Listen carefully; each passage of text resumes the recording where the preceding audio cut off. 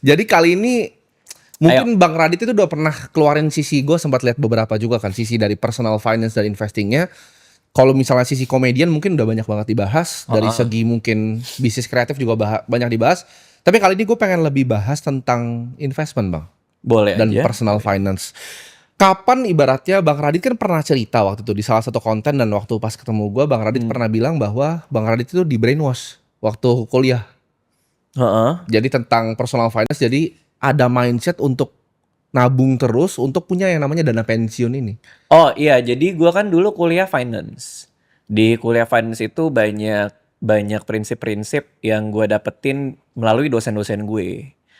Eh Aneh banget kalau pas gue kuliah dulu, kan gue kuliah di luar ya. Itu kelasnya satu lecture sama satu apa dua tutorial. Jadi ada satu lecture gede gitu. Lecture gede, gue datang, dosen yang ngajarin, sama itu ada kelas yang kecil-kecil. Nah, jadi kita jarang ketemu dosennya, jadi cuma di kelas lecture itu. Tapi setiap omongan dosen gue, pas gue kuliah dulu, itu banyak yang nempel di gue. Salah satunya konsep opportunity cost, yang gara-gara itu gue jadi jarang nongkrong. Jadi gue tuh banyak ke brainwash sama dosen-dosen gue di sana. Konsep group think dari kelas perilaku organisasi, yang kalau tim lo kerjaannya cuman bilang bagus doang, itu artinya ada yang tidak beres di tim. Itu nempel sampai hari ini, gue aplikasikan ke kantor gue. Jadi orang harus ngekritik terus terhadap apa yang gue lakuin. Termasuk salah satunya adalah konsep future value of money tadi gitu, bahwa semakin lama tergerus inflasi, apa yang kita taruh di investment itu bisa berlipat ganda di masa depan. Ya lumayan sih, termasuk salah satunya itu yang gue ke brainwash. Kapan Bang Radit sadar bahwa uang ini bisa jadi alat untuk kebebasan dengan tadi punya future value tadi gitu loh. Dengan konsepnya kan belajar bahwa uang di masa sekarang ini lebih berharga sebenarnya kan dibanding masa depan. Iya. Kapan Bang Radit sadar bahwa oh ini uang tuh bisa buat freedom loh gitu. Kapan untuk jadi freedom ya? Mengaitkan uang ke freedom itu terus terang udah cukup jauh perjalanannya di hidup gua. Jadi untuk sampai gua ngaitin bahwa gua perlu punya dana pensiun untuk bisa bebas, itu agak jauh tuh dari gua kuliah. Tapi dikit-dikit udah kena tuh bahwa kalau gua nggak invest gua rugi. Jadi pegangan itu dulu. Kalau gua nggak invest gua rugi. Oke, berarti gua harus belajar investasi.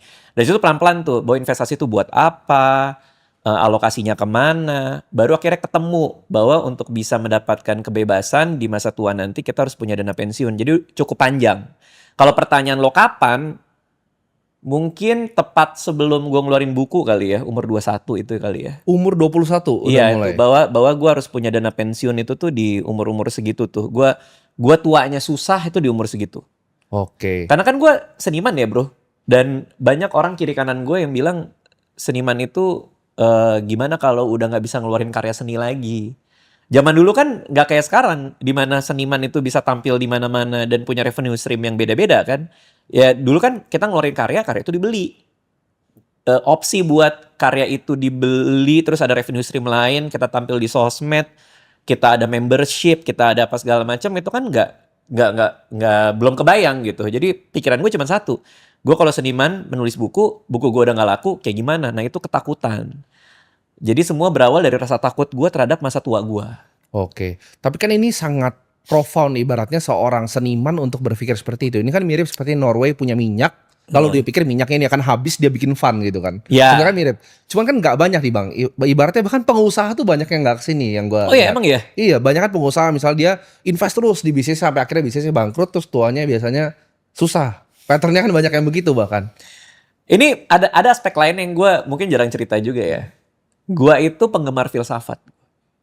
Gue suka banget filsafat. Gue suka mempertanyakan hidup. Hidup itu kita harus ngapain, kenapa gue begini, kenapa gue begitu, itu gue suka bertanya-tanya. Kalau kata salah satu filsuf lama itu a mind life itu apa, di orang yang hidup yang tidak ya, orang yang hidupnya tidak mengeksaminasi, apa ya, examine itu apa sih?